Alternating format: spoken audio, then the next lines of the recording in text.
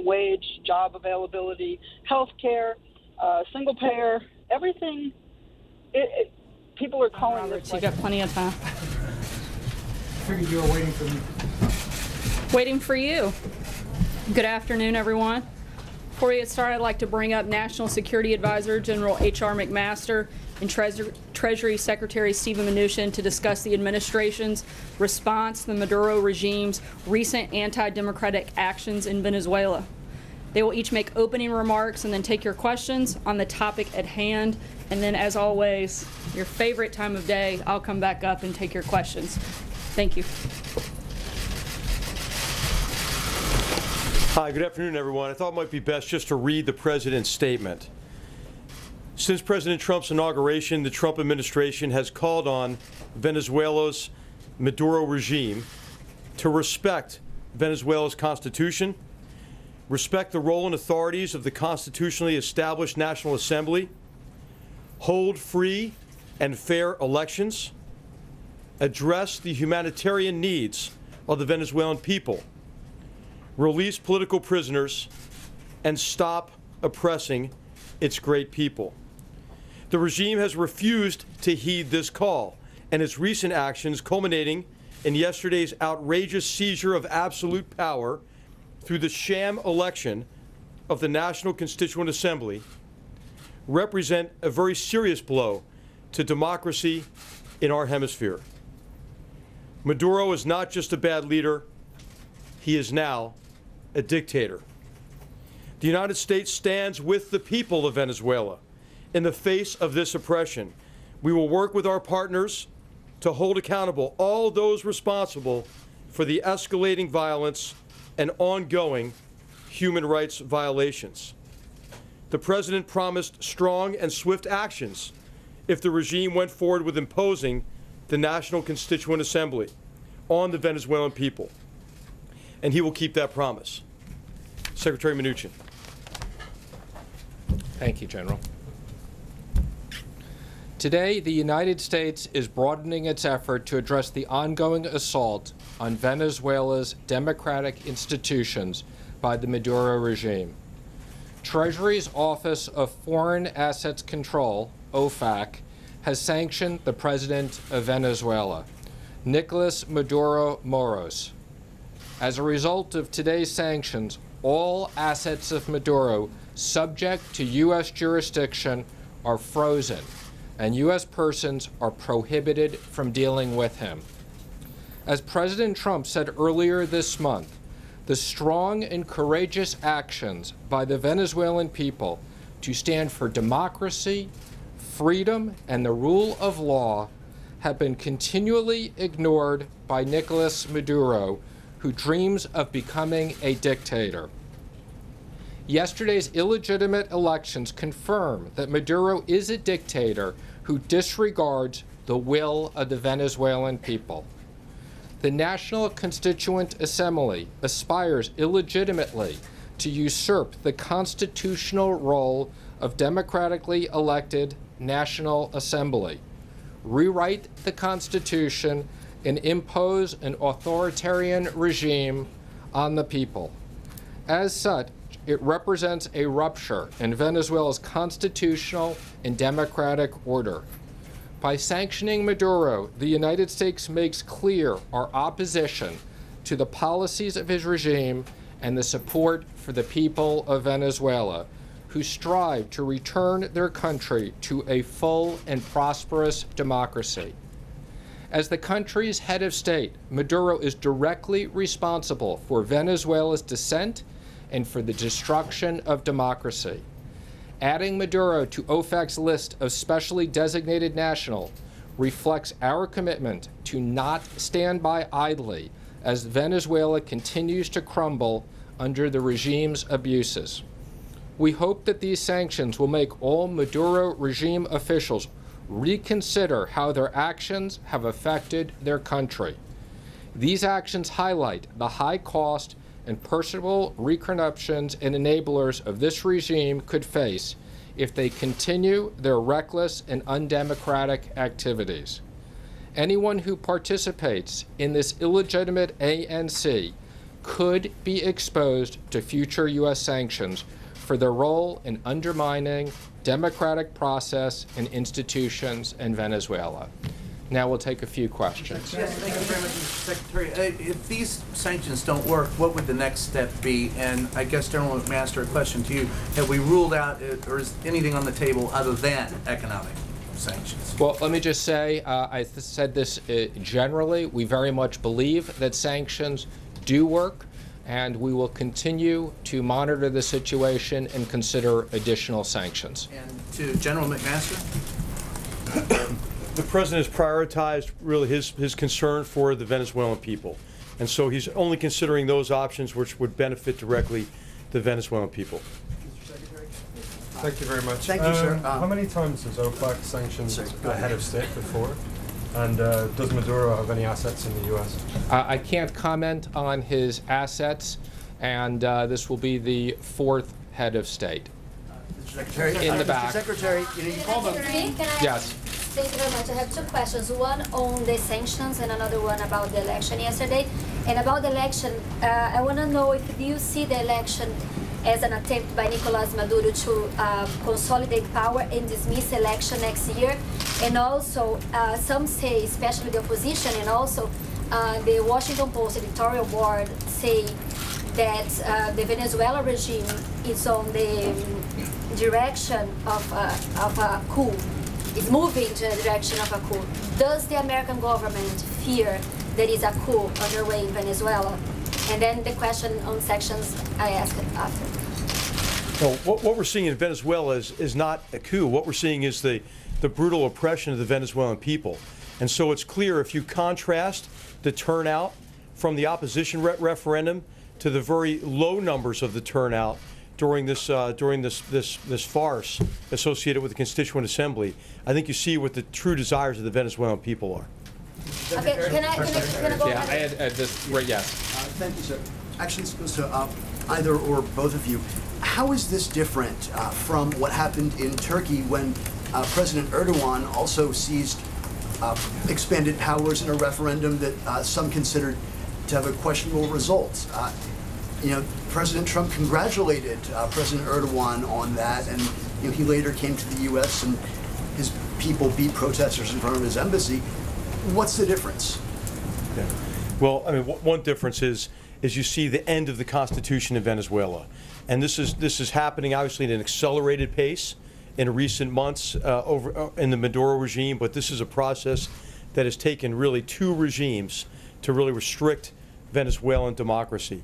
And by designating Maduro himself, he joins a very exclusive club, including Mr. Mugabe, Bashar al-Assad, and Kim Jong-un, in terms of the brutal repression of his people, and in this case the abrogation of the Constitution with the Constitution with the Assembly, Constituent Assembly. Thank you. Right here, yes. Thank you, Right here. Secretary. Is the administration contemplating any action at the UN Security Council in terms of multilateral sanctions against the Maduro regime? Again, I think as we've said before, this president is not going to advertise what he's going to do in the future. So all options are on the table, and we will consider everything. And to other allies of the U.S. in terms of punishing the Maduro regime. General, can you please answer that? I'm sorry, what was the question? Have you spoken to any other American allies Yes. About the issue of punishing? You see in the president's statement, he said we're going to continue to work with our partners in the region, and there have been many leaders who have taken a very important role in this connection with trying to engage Maduro, to get him to moderate his behavior, to get him to protect the rights of his people. As you know, the Organization of American States has tried very hard in this area as well. And so the president is committed to working with partners in the region on behalf of the Venezuelan people. And we had several countries last week join us in our previous sanctions. Yes, right here. What conversations, Secretary Mnuchin, have you had, or has the administration had, or the president had with President Maduro or anybody at the senior level in Venezuela? Do you expect those conversations to happen over the next 24, 48 hours? I think we're not going to comment on that. Thank you, sir. You had said before, the president had promised strong and swift economic sanctions This is not really economic. This is more individual. Will the president carry out strong and swift economic sanctions? Again, we had a series of sanctions last week. This is an additional sanction today. We don't comment on future sanctions, but we will continue to monitor the situation and determine what's appropriate. Right here. There was some talk of maybe making some changes in terms of our export of light crude oil to Venezuela or curbing Venezuelan oil imports. Is that still on the table, or is that something that would be seen as hurting the Venezuelan people? Let me just say, as we continue to monitor this situation, we will continue to review all of our options. Our objective is not to do anything that hurts the people of Venezuela, but let me just say, we will continue to monitor all of our specific options. And would sanctions against oil hurt I'm the not going to Venezuelan comment people? on that. What I will say is we will monitor all of our options. Thank you, Mr. Secretary. 16 years ago, Secretary Powell signed an agreement in South America in which the U.S. completely ruled out support of coups that would have an indirect change of government throughout Latin America and supported the direct succession. This occurred in Haiti when President Aristide was overthrown. Are you still abiding by the agreement Secretary Powell signed and ruling out any U.S. support of a coup or an uprising against the Maduro regime that brings in new leadership? Again, I'm just going to comment on we are focused on the democratic process, and that's what we're focused on right now. We'll take one more question. Right here, one more question. Are there going to be sanctions on the Minister of Defense or people linked to the military? Again, as I've said, we've announced sanctions. We will continue to monitor the situation and consider everything in the future. Thank you, everybody. Appreciate it.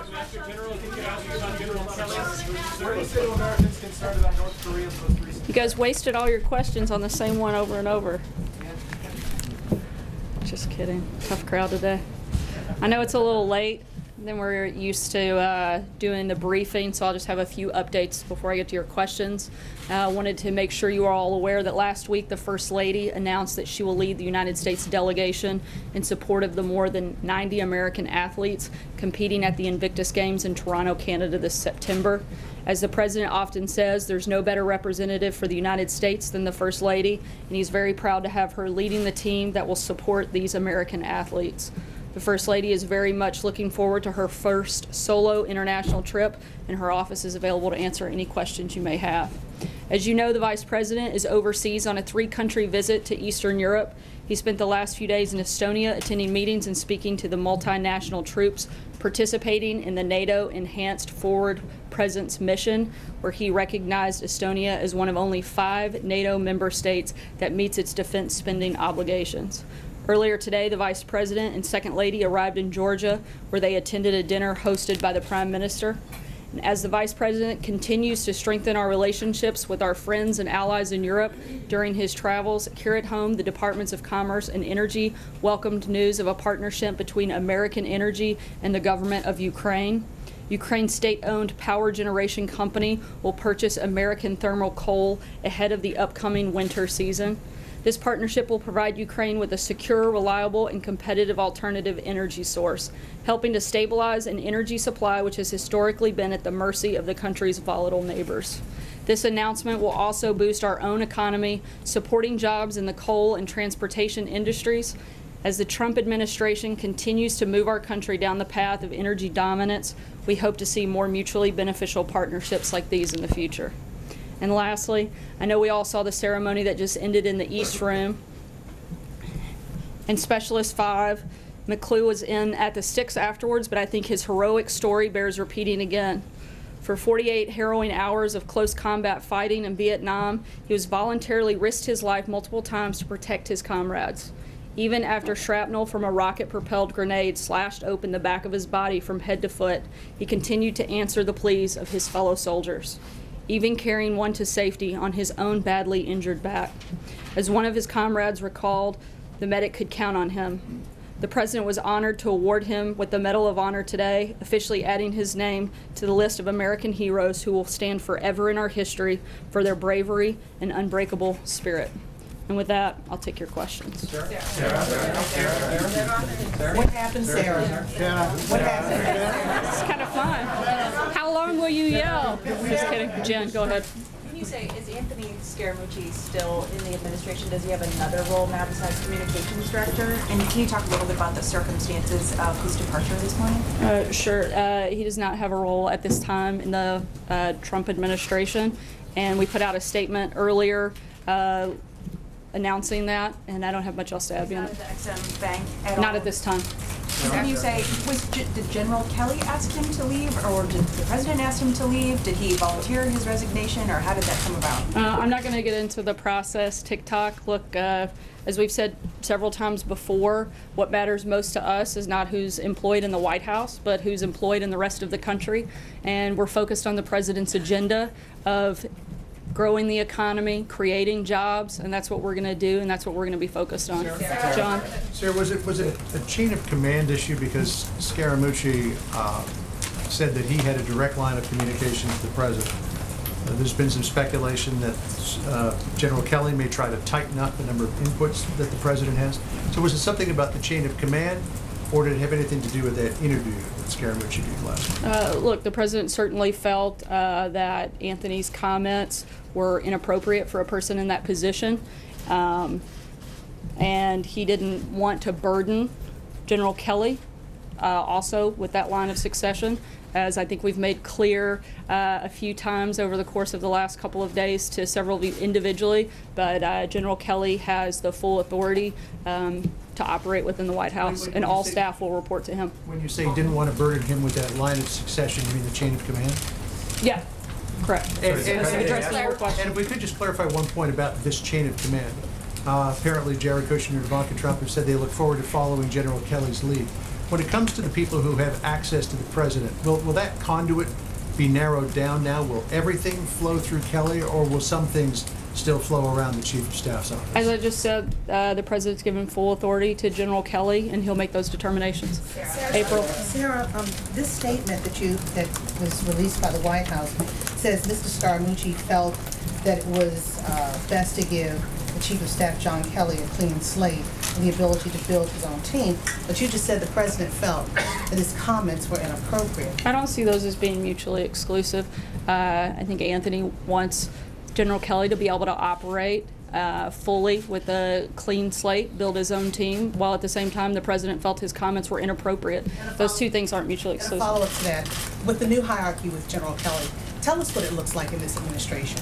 You know, as we've laid out, General Kelly, I think, will bring a new structure to the White House and discipline and strength, and we're all really excited to work with him. And in terms of, I'm not going to draw out an org chart up here, but we'll keep you guys posted as Steve Bannon, Kellyanne, everyone reports under him instead of going straight to the president with issues.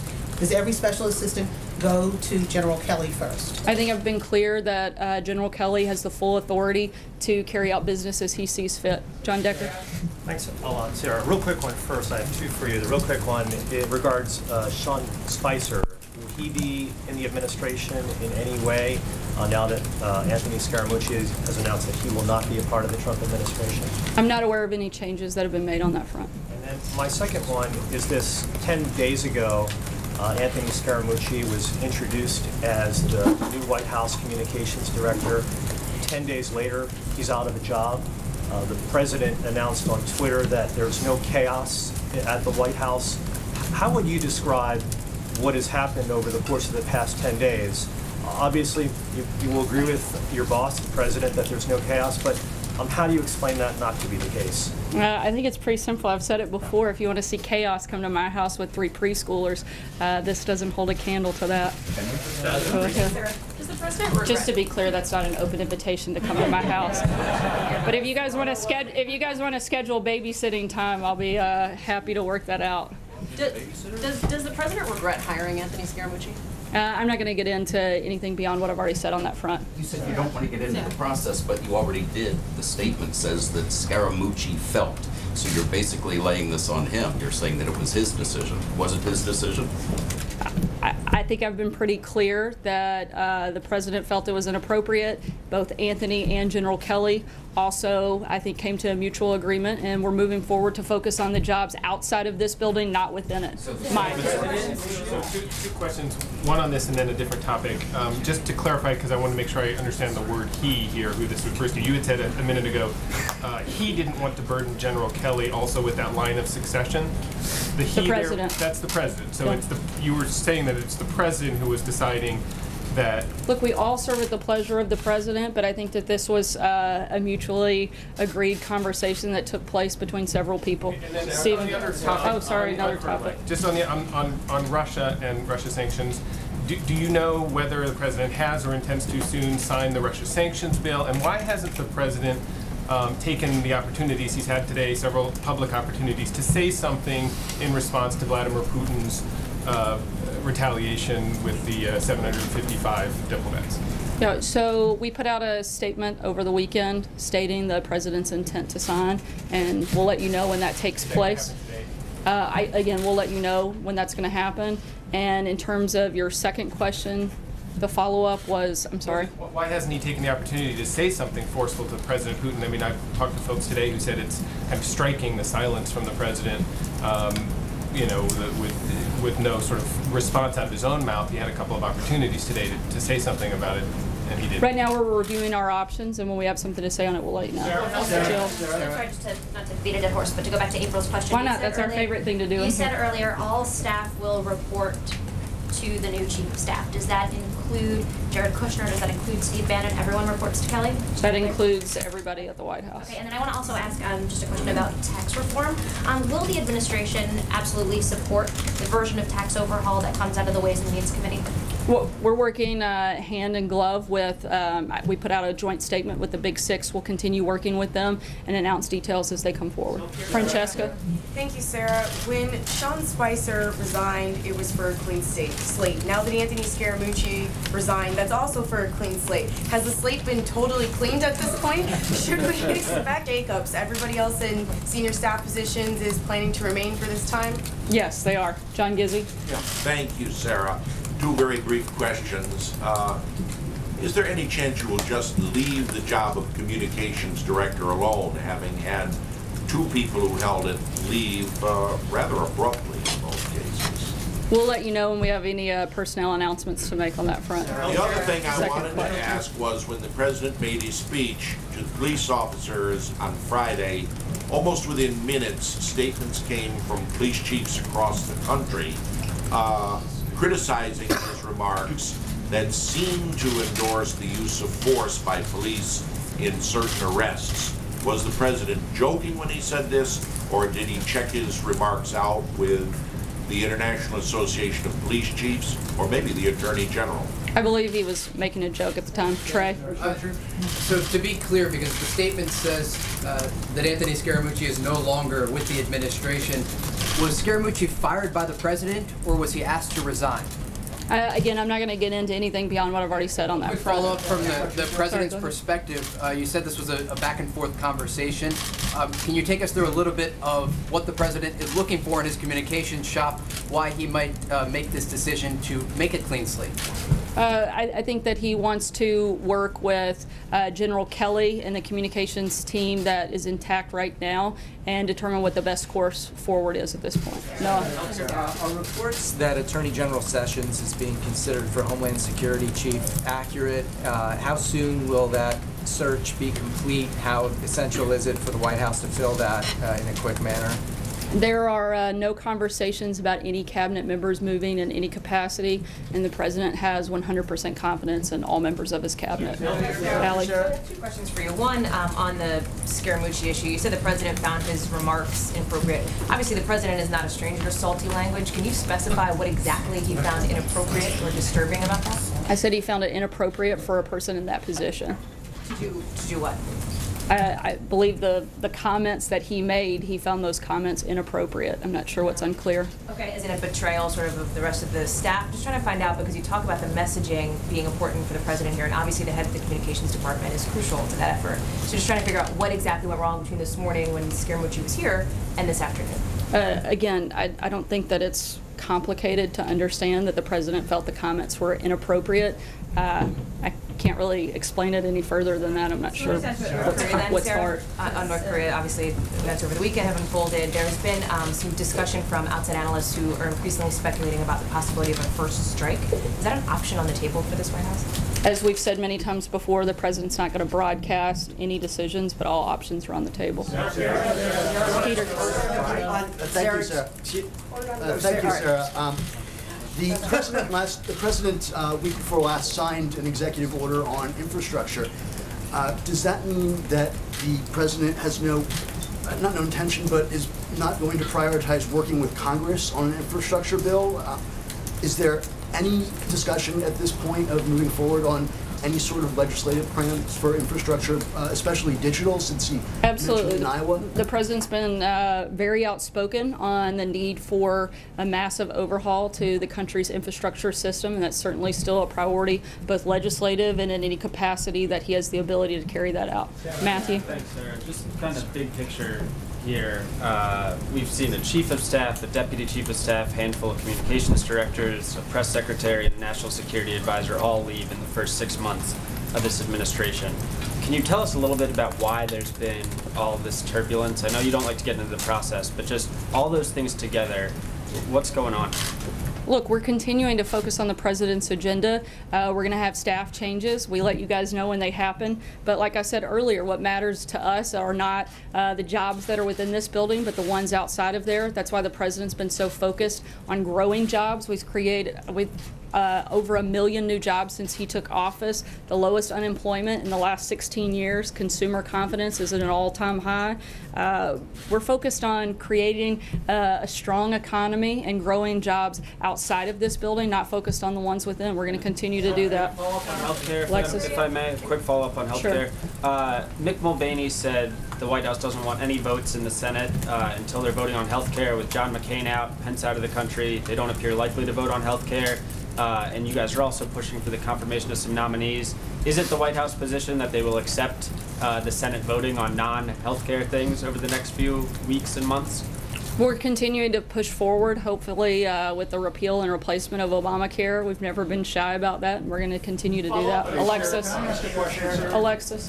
The President's Legislative Affairs Director was talking today at the museum about the President's tax reform ambitions, and I wanted to ask if you can elaborate on the President's hope to travel in August to begin to talk about tax cuts and tax reform, and his interest in maybe getting some Democratic senators interested in supporting legislation.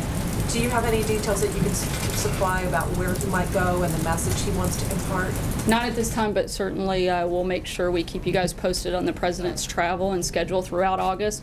I know he does hope to have a large amount of support for tax reform. It's something that is vital to our economy and something certainly the administration is very focused on and has been, and will continue working both with the House and Senate as well as members of the administration. We're cutting a little close on time. Thanks so much, guys. Why was the president joking about police brutality, Sarah? Why would the president joke about police brutality? That's not a joking matter.